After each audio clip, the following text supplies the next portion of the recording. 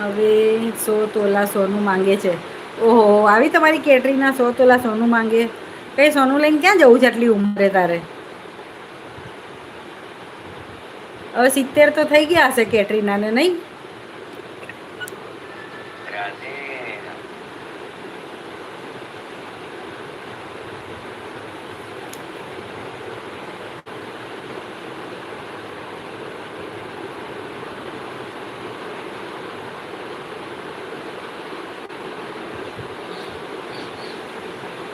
મારે ક્યાંથી આપવું?